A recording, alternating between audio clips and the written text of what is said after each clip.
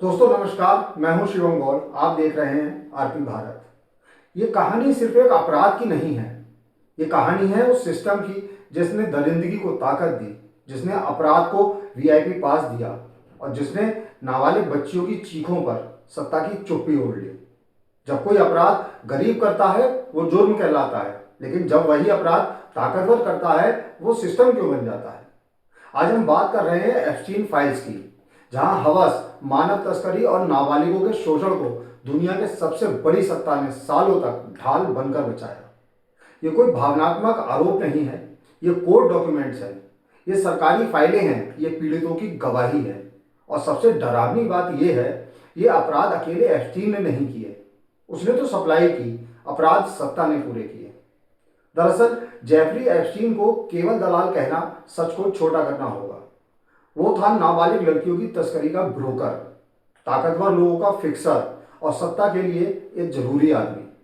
सरकारी रिकॉर्ड्स बताते हैं 1990 से 2019 तक, यानी लगभग 30 साल, इन 30 सालों में बच्चियों को चुना गया, तोड़ा गया, बार बार अलग अलग लोगों को सौंपा गया और फिर चुप करा दिया गया।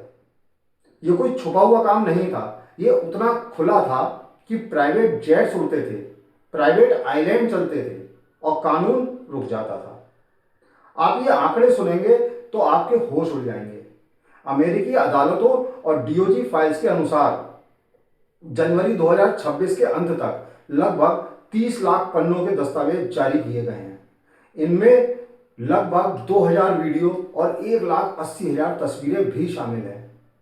इन वीडियोस और तस्वीरों में उन मासूम बच्चियों की चीखें और उनके साथ हुई हैवानियत कैद है, जो अगर आप देख लें तो कई दिनों तक नींद नहीं आएगी।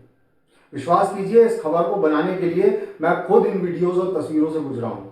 3 दिन से टुकड़ों टुकड़ों में सो रहा हूं, नींद नहीं आ पा रही है। पीड़ित बच्चों की उम्र 10 से 16 साल तक थी, लेकिन इन्वेस्टिगेटिव रिपोर्ट्स साफ कहती हैं कि अभी भी जो कुछ सामने आया है वो पूरी सच्चाई नहीं है, बल्कि उसका एक छोटा सा हिस्सा है। अभी बहुत कुछ आना बाकी है, क्योंकि कई पीड़ित मर चुकी हैं, कई डर की वजह से सामने नहीं आई, कई को पैसों ने चुप करा दिया गया। इसलिए जब कोई पूछता है कितनी लड़कियां शिकार हुई, तो जवाब यही है, इतनी की गिनती डरा देगी। अब सवाल ये नहीं है कि एप्स्टीन ने अपराध किया या नहीं, सवाल ये है वो ये सब किसके लिए कर रहा था। कोर्ट डॉक्यूमेंट्स और मीडिया जांच में जिन नामों की चर्चा हुई, जैसे बिल क्लिंटन, उनके फ्लाइट लॉग्स मिले, प्रिंस एंड्रयू ये किसी सार्वजनिक समझौते में शामिल रहे, डोनाल्ड ट्रंप से आप वाकिफ हैं, उनके सोशल कनेक्शन एप्स्टीन से थे। ध्यान रहे, इनके खिलाफ कोई आरोप तय नहीं है, लेकिन एप्स्टीन के साथ इनके संबंधों का कच्चा चिट्ठा जरूर सामने आया है। एक बात नोट कीजिए, ये सब लोग कानून से ऊपर माने जाते थे और यही वजह है कि अपराध चलता रहा। मामला इतना बड़ा था कि जब 2019 में एप्स्टीन जेल में था तो कुछ ही दिन बाद उसकी जेल में अचानक मौत हो गई। कैमरे बंद थे, गार्ड गायब थे और एक आदमी मर गया। लेकिन सवाल जिंदा रह गए, क्या इस मौत से सच को दबाने की कोशिश की गई? खैर, अब आते हैं ताजा अपडेट पर।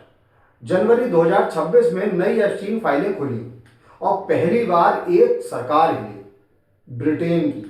ब्रिटेन यानी इंग्लैंड के प्रधानमंत्री कीर स्टारमर सीधे आरोपी नहीं, लेकिन जिन लोगों को उन्होंने सबसे अहम पद दिए वही लोग एप्स्टीन से जुड़े हुए पाए गए। उनके राजदूत पीटर मेंडलसन, सरकारी जानकारी लीक, पैसों का लेन देन और कई सालों की एप्स्टीन से दोस्ती।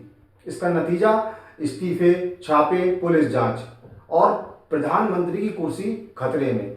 हालत यह है कि राजनीतिक विश्लेषक कह रहे हैं एप्स्टीन फाइल्स की वजह से ब्रिटेन के प्रधानमंत्री कीर स्टारमर कुर्सी गंवाने वाले हैं। दुनिया के पहले प्रधानमंत्री बनेंगे जो एप्स्टीन फाइल्स की वजह से अपनी कुर्सी गंवा सकते हैं। अब सवाल यह है, अगर ब्रिटेन में सत्ता हिल सकती है तो बाकी दुनिया क्यों नहीं? भारत में जब एप्स्टीन फाइल्स की बात आती है तो अब तक कोई सीधा आपराधिक आरोप तय नहीं हुआ है, लेकिन इसका मतलब ये नहीं कि भारत का नाम इन फाइलों में कहीं भी नहीं आता। अदालत से जुड़े दस्तावेजों, ईमेल रिकॉर्ड्स और इंटरनेशनल इन्वेस्टिगेशन रिपोर्ट्स में कुछ भारतीय हस्तियों के नाम संदर्भों में सामने आए हैं। ध्यान रहे, यहाँ संदर्भ मतलब नामों की चर्चा है, ना कि अपराध या अपराध सिद्ध होता है। सबसे पहला नाम आता है अनिल अंबानी का। दस्तावेजों के अनुसार 2017 से 19 के बीच एफटी ने दावा किया कि अनिल अंबानी ने उनसे यूएस इंडिया रिलेशंस और डिफेंस कॉरपोरेशन जैसे मुद्दों पर सलाह ली। यह सब ब्रोकरिंग और नेटवर्किंग के दावे हैं, किसी आपराधिक गतिविधि का आरोप नहीं। वहीं हरदीप सिंह पुरी वर्तमान में भारत सरकार के पेट्रोलियम और प्राकृतिक गैस मंत्री हैं। वे भारतीय जनता पार्टी के नेता और भारतीय विदेश सेवा आईएफएस के 1974 बैच के पूर्व राजनयिक हैं। 2014 से 2017 के बीच के ईमेल्स में एस्टीन और हरदीप सिंह पुरी के बीच बिजनेस नेटवर्किंग और डिजिटल इंडिया जैसे विषयों पर बातचीत का जिक्र है। लेकिन पुरी ने सार्वजनिक रूप से स्पष्ट किया है कि ये संपर्क उनकी उस समय की डिप्लोमेटिक भूमिका तक सीमित थे और किसी निजी या अवैध गतिविधि से उनका कोई संबंध नहीं था। वहीं फिल्म मेकर अनुराग कश्यप, कुछ ईमेल्स में एक व्यक्ति को बॉलीवुड गाय कहकर संभावित इवेंट या वर्कशॉप के लिए चर्चा की गई। अनुराग कश्यप का कहना है कि उन्हें दुनिया भर से कई ऐसे निमंत्रण आते रहते हैं, लेकिन उन्होंने कभी एस्टीन से मुलाकात नहीं की और ना ही किसी कार्यक्रम में शामिल हुए।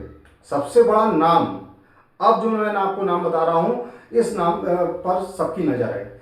सबसे बड़ा नाम है देश के प्रधानमंत्री नरेंद्र मोदी। प्रधान नरेंद्र मोदी का नाम कुछ दस्तावेजों में अप्रत्यक्ष संदर्भों में सामने आता है। जैसे एस्टीन का दावा कि उसने पीएम के 2017 के इजराइल दौरे को लेकर सलाह दी थी, या स्टीव बैनन के साथ संभावित मीटिंग्स का जिक्र। भारत सरकार के विदेश मंत्रालय ने इन सभी दावों को साफ शब्दों में खारिज करते हुए कहा, ये एक दोषी अपराधी की बेकार और गंदी कल्पनाएं हैं। सरकार के अनुसार इनका कोई तथ्यात्मक आधार नहीं है। इसके अलावा फिल्म मेकर मीरा नायर का नाम भी कुछ कोड लिंक डॉक्यूमेंट्स और ईमेल सीरीज में अन्य सार्वजनिक हस्तियों के साथ सूची में दिखाई देता है। हम एक बार फिर साफ बता देते हैं कि नाम का आना संपर्क या अपराध का प्रमाण नहीं, बल्कि दस्तावेज, डॉक्यूमेंट, संदर्भ है। फिलहाल आज कोई नाम तय नहीं, कल क्या होगा कोई नहीं जानता। लेकिन एक बात तय है, जहां इतना बड़ा अपराध होता है वहां ताकतवर लोग हमेशा शामिल होते हैं, और ताकतवर लोग कभी अकेले नहीं होते। एस्टीन मर चुका है, लेकिन उसका अपराध जिंदा है, उसका नेटवर्क जिंदा है, और उसकी फाइलें अब दुनिया को एक एक कर आईना दिखा रही हैं।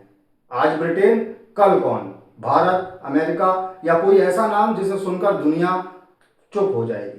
ये कहानी अभी खत्म नहीं हुई है, ये तो अभी सिर्फ शुरुआत है। नमस्कार।